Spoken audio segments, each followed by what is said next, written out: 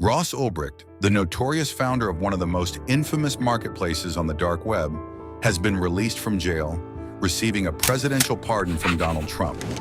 Up until days ago, Ross Ulbricht was serving a life sentence for multiple charges against him and was released under a presidential pardon. In this episode, we explore the rise and fall of Ross Ulbricht, the Silk Road founder. His journey from a bright-eyed college student to being dubbed the kingpin of the dark web is nothing short of crazy. There's so much to unpack in this one, so let's get into it.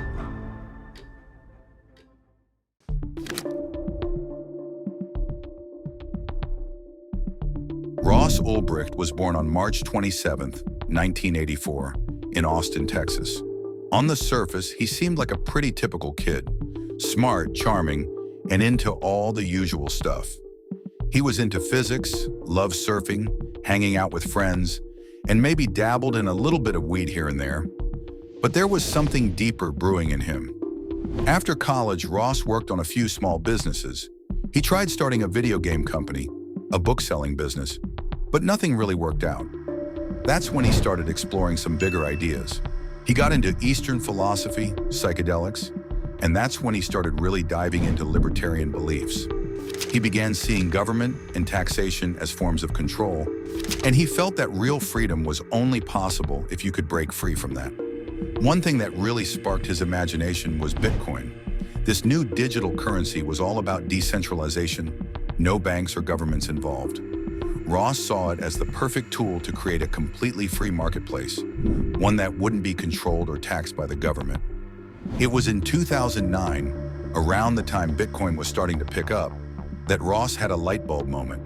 He wrote in his journal, "The idea was to create a website where people could buy anything anonymously, with no trail whatsoever that could lead back to them." And with that, he set his sights on something huge.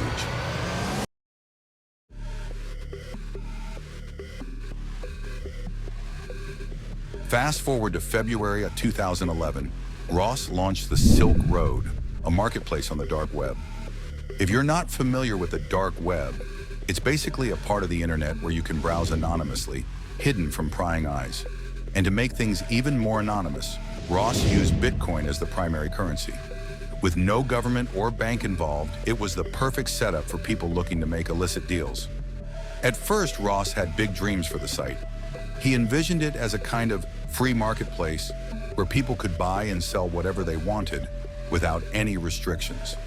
And it wasn't just about illegal drugs, it was about freedom of choice, a marketplace unburdened by government interference. But while the drugs came anyway, Silk Road quickly became a hub for the sale of illegal goods, particularly drugs. But it wasn't like the back alley deals you might picture. This was a sleek, professional online marketplace with listings, product reviews, even an escrow system to protect both buyers and sellers. It quickly grew into a massive operation. There were over 13,000 vendors on the site, selling everything from drugs like cocaine and ecstasy to hacking tools and stolen IDs. Ross, operating under the alias Dread Pirate Roberts, a nod to the Princess Bride, wasn't just running a marketplace, he was building a movement. He preached his libertarian views and became a cult figure, with people seeing him as a freedom fighter who was sticking it to the man. But as the site grew, so did the danger.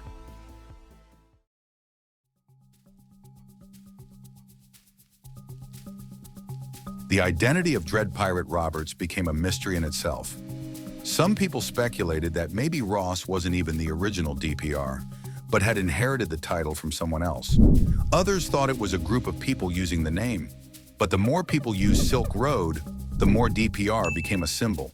To his followers, he wasn't just a criminal mastermind, he was a revolutionary. But while the world of Silk Road was growing, so was Ross's sense of invincibility. He became more arrogant, more consumed by his alter ego. By 2012, Silk Road wasn't just a marketplace, it was a movement. Ross thought he was part of something bigger. He began to talk about how the Silk Road was worth 10, maybe 11 figures, and even started talking to people from cartels and organized crime. Things were getting darker. At the same time, Ross's life outside the Silk Road was spiraling. He was becoming paranoid, constantly moving between different houses, keeping his true identity secret from even his closest friends. He presented himself as a carefree, slightly bohemian tech guy, but inside he was becoming more and more consumed by the world he had built. He used his personal name and address when ordering fake IDs. With every mistake, law enforcement got closer. By the time they caught wind of the Silk Road server's IP address leaking, they had all the information they needed. They had evidence of murder-for-hire plots, and they knew Ross was behind it all. The net was closing in.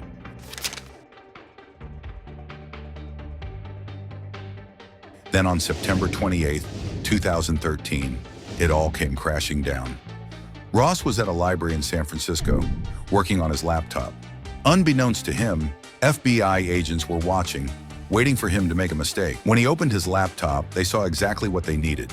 He was logged into the Silk Road server. They had him. In a split second, agents swooped in, grabbed his laptop, and cuffed him. The irony, he was watching Breaking Bad at the time, the show about a mild-mannered teacher turned drug lord. Forensic analysis of his computer revealed everything. Proof of his role as Dread Pirate Roberts, spreadsheets of Silk Road's profits, and, most damning of all, diaries that detailed his criminal empire. Ulbricht was arrested and charged with everything from drug trafficking to money laundering to computer hacking. In 2015, he was sentenced to life in prison without parole.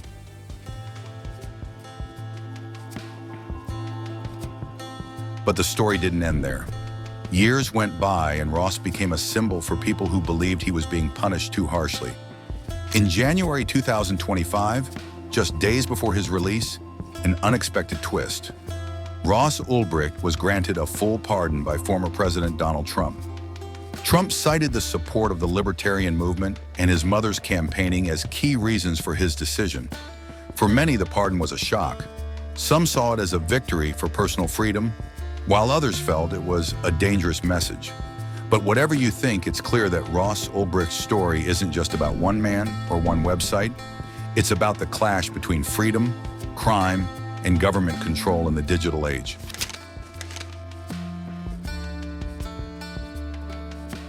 So there you have it, the rise and fall of Ross Ulbricht, the man who created the Silk Road and became the most dangerous man on the internet.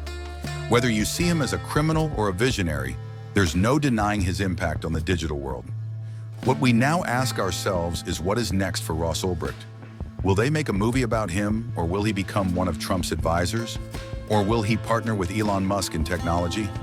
What are your thoughts? Thanks for watching, and don't forget to hit like and subscribe. Let us know what you think about Ross's story. Do you think he deserved a pardon, or was justice served? We are curious to hear your thoughts.